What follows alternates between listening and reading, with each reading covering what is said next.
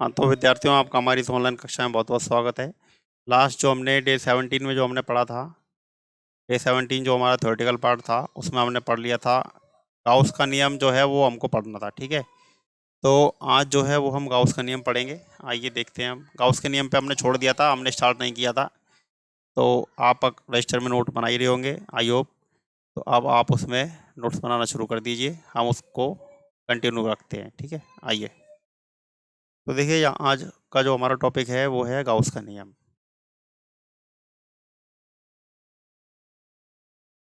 आज जो हमारा टॉपिक है वो क्या है? गाउस का नियम। गाउस का नियम। गाउस का नियम होता क्या है, एक बार आप देख लीजिए, नोट्स आपको अवेलेबल हो जाएंगे, आप एक बार समझ लीजिए। गाउस का नियम है कि यदि कोई बंद पृष्ठ है, ठीक है, ये मान लो बंद पृष्ठ है इस तरह का, ठीक है, ये बंद हो गया, चाहे गोलाकार है, चाहे घन के आकार का है, चाहे घनाभ के आकार का है, किसी भी आकार का है, कोई बंद पृष्ठ, तो उसके लिए गाउस का नियम होता है। तो क्या है गाउस का नियम? किसी बंद पृष्ठ से निकलने वाला कुल विद्युत फ्लक्स उस पृष्ठ से उस पृष्ठ में उपस्थित कुल आवेश सिग्मा क्यू तथा 1/एप्सिलॉन नॉट के गुणनफल के तुल्य होता है। एक बार देख लीजिए, दोबारा बताता हूँ। गाउस का नियम क्या है? किसी बंद पृष्ठ से निकलने वाला कुल विद्युत फ्लक्स उस पृष्ठ में उपस्थित कुल आवेश सिग्मा क्यू तथा 1/एप्सिलॉन नॉट के गुणनफल के बराबर होता है। ये लीजिए, तो हम लिख देते हैं कि फाई ई बराबर कितना आ जाएगा? फाई ई बराबर हो जाएगा सिग्मा क्यू बटे एप्सिलॉन नॉट। ये आपके पास विद्युत फ्लक्स हो जाएगा। ठीक है, ये गाउस का नियम है, छोटा सा नियम है, लेकिन ये पूरा पूरा नियम इसी अध्याय पर आधारित है। तो अब हम आगे चलते हैं। देखिए एक बार, सतत आवेश मैंने आपको पढ़ा दिए थे पिछली वीडियो में। 17 तारीख, डे 17 का जो वीडियो था उसमें हमने ये पढ़ लिया था। एक बार हम ऊपर की तरफ चलते हैं। देखिए आइए, और ऊपर आइए इसमें। ठीक है, ये हम यहाँ पर आ गए हैं। तो ये देखिए, इसमें ये आपको मैंने पढ़ा दिया था।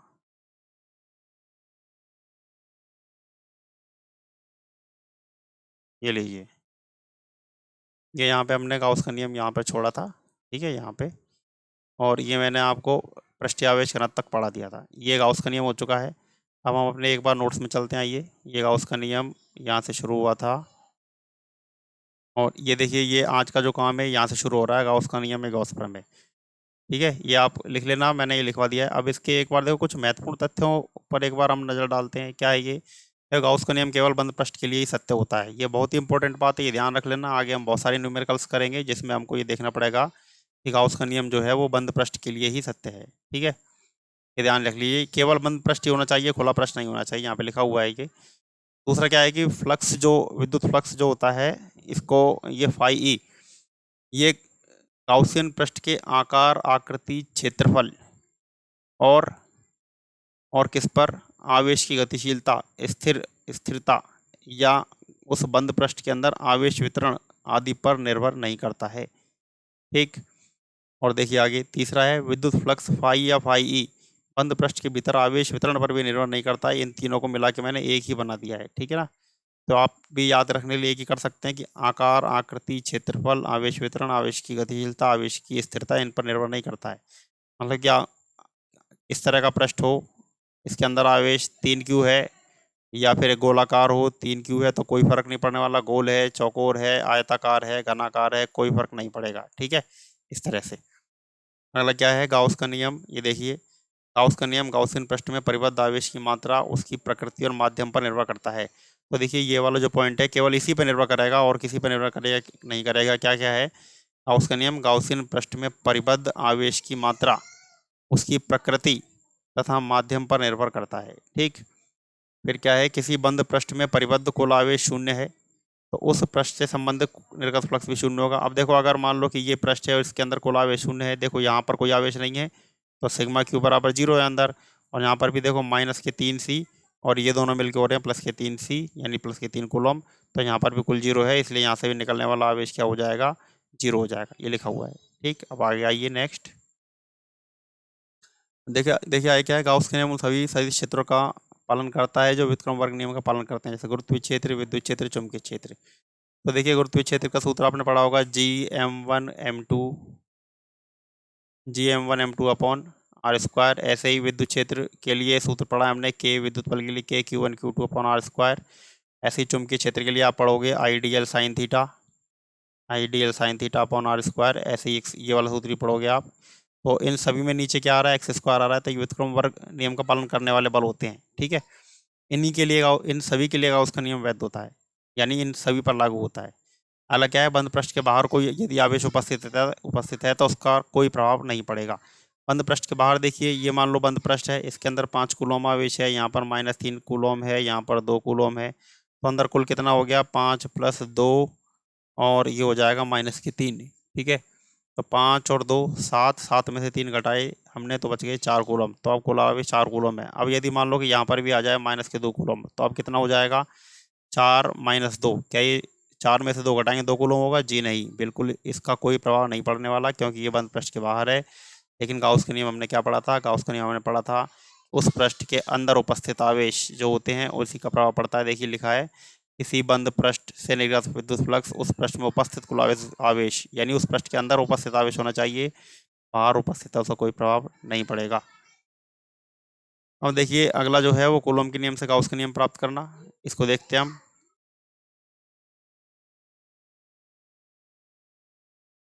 हाँ तो स्टूडेंट्स देखिए कंटिन्यू रखते हैं। आइए अगला जो टॉपिक है वो क्या है हमारे पास, कूलॉम के नियम से गाउस का नियम प्राप्त करना। देखिए विद्यार्थियों, ये बहुत ही इंपॉर्टेंट नियम है, लेकिन इसको समझने से पहले मैं आपको एक दो बातें और बता देता हूँ। आइए यहाँ पर आइए।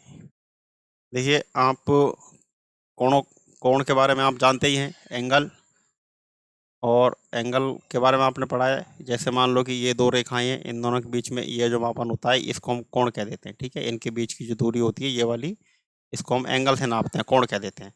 अब कोण देखिए दो प्रकार के होते हैं, एक तो होता है समतल कोण। देखिए एक तो कौन सा होता है, समतल कोण, और दूसरा कौन सा होता है, घन कोण। घन कोण, इसको ठोस कोण भी कह देते हैं। क्या कह देते हैं बच्चों, इसको ठोस कोण भी कह देते हैं। ठीक है, अब ये समतल कोण जो होता है ये क्या होता है, समतल कोण तो ये जैसे मैंने बता दिया, आप कॉपी पेपर लेके बना रही हो उस पर ये समतल कोण होता है। ठीक है, लेकिन अब यदि ऐसा होता है कि कोई गोला है, ये गोला, इस गोले के पृष्ठ पे आप इस तरह से एक वृत्त बना लो और इसके दोनों सिरों को यहाँ पर मिला दो, तो ये वाला एंगल जो होगा इस एंगल को हम कहते हैं ठोस कोण। और इसको किससे प्रदर्शित करते हैं, इसको हम प्रदर्शित करते हैं ओमेगा से। इसको थीटा से प्रदर्शित करते हैं, इसको ओमेगा से। अब जैसे आपने कोन वाली आइसक्रीम आपने खाई होगी, सॉफ्टी कह देते हैं जिसको। ये कोन वाली आइसक्रीम जो होती है ये इस तरह की होती है लगभग, ये कोन वाली आइसक्रीम होती है, ये शंकु आकार की होती है। अब ये नीचे जो एंगल बनता है ना ये वाला, ये इसमें ठोस कोण होता है। ठीक है, इसे ओमेगा से प्रदर्शित करते हैं। अब देखिए समतल कोण जो होता है, एक बिंदु पर बनने वाले समतल कोण जो होते हैं, यानी अगर आप ये पूरा का पूरा बनाओ तो ये होता है 360 डिग्री का, और हम इसे क्या कहते हैं, 2 पाई भी कह देते हैं। लेकिन घन कोण जो होता है, वो एक बिंदु पर बनने वाला घन कोण जो होता है वो होता है 720 डिग्री का, और इसको हम 4 पाई भी कह देते हैं। ठीक है, इतनी जानकारी बहुत है हमारे लिए ये घन कोण की, ये मैंने आपको बता दिया। तो आप ध्यान रखना कि एक बिंदु पर बनने वाले घन कोण का मान कितना होता है, 4 पाई। अब हमारा जो प्रश्न था उस पर आते हैं, ये कूलॉम के नियम से गाउस का नियम हम कैसे प्राप्त करेंगे। देखिए सबसे पहले हम हमारा एक इस अध्याय में बहुत ही हिट एंड फिट फॉर्मूला है, वो मैं आपको बताता हूँ, जगह जगह पर काम में आएगा ये। और उसको हम क्या लिखेंगे, हाँ विद्युत फ्लक्स की परिभाषा, सॉरी हम लिखते हैं, देखो क्या, विद्युत फ्लक्स की परिभाषा तथा गाउस के नियम से।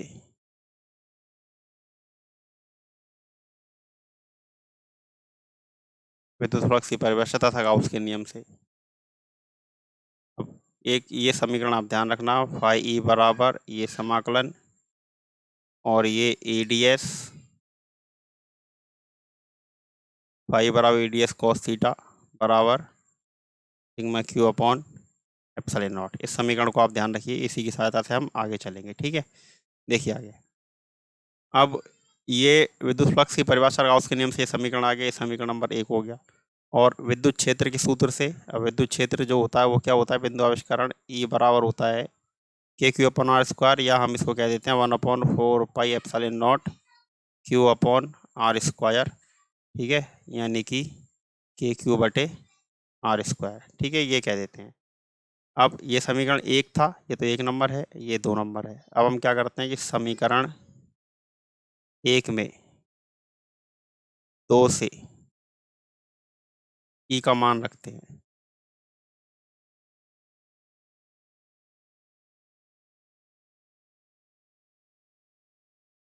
E का मान रख देते हैं। अब देखिए E का मान रख देते हैं इसमें, आइए क्या है ये आपके पास, देखिए इसको थोड़ा सा ऊपर कर लेते हैं। हाँ ठीक है। अब यहाँ पे देखिए ये समाकलन का चिन्ह है, ये हमारे पास, ये समाकलन लगा लिया हमने।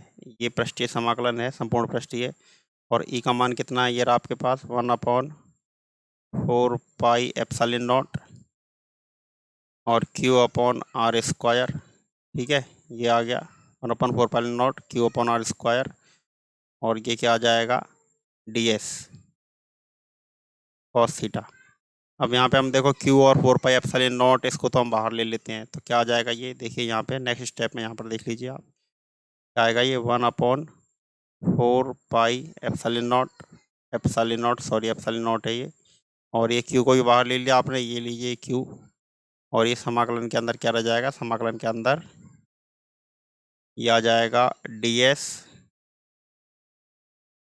cos θ/R²। ठीक, अब यहाँ पर देखिए ये जो ds cos θ/R² है, ये जो ds cos θ/R² चल रहा है, ये φe चल रहा है हमारे पास में। ठीक है, ये अंदर वाला जो पार्ट है ये, इसको हम क्या कह देते हैं, देखो ये साइड में लिख देता हूँ मैं इसको, ds cos θ/R²। इसको हम क्या कह देते हैं, इसको हम कहते हैं डी ओमेगा, जैसा अभी बताया था मैंने। और डी ओमेगा ये समाकलन लग रहा है, ये हो जाएगा ओमेगा, और इसका मान कितना होता है 4π।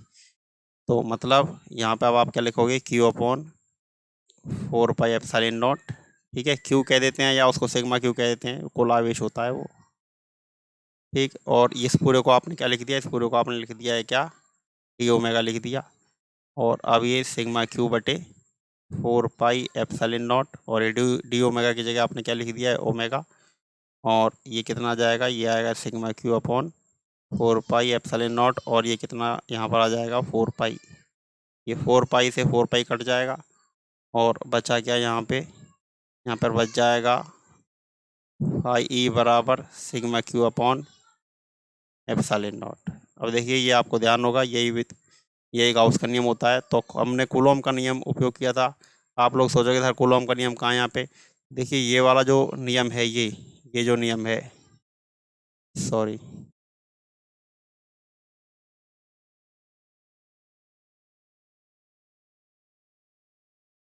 हाँ देखिए मैं आपको ये बता रहा था कि ये वाला जो नियम है, ये कूलॉम के नियम से ही प्राप्त होता है विद्युत क्षेत्र का सूत्र। तो ये यहाँ पर आप लिख सकते हो, कूलॉम के नियम से विद्युत क्षेत्र, क्या लिखोगे, कूलॉम के नियम से ये विद्युत क्षेत्र, ये आ गया। तो ये हमने कूलॉम के नियम से गाउस का नियम प्राप्त कर लिया है। थ्योरेटिकल पार्ट आपको लिखना है तो ये लीजिए आप नोट्स में, यहाँ से आप इसको नोट कर सकते हैं पूरा वीडियो पॉज करके। ठीक है, ये यहाँ तक कंप्लीट है इसमें। अब अगला जो टॉपिक है वो है हमारा गाउस के नियम के अनुप्रयोग। ये हमारा गाउस के नियम का अनुप्रयोग है, और ये गाउस के नियम के अनुप्रयोग को हम अगले वीडियो में करेंगे, क्योंकि ये वीडियो फिर बहुत ज़्यादा लंबा हो जाएगा। आज के लिए बस इतना ही, धन्यवाद।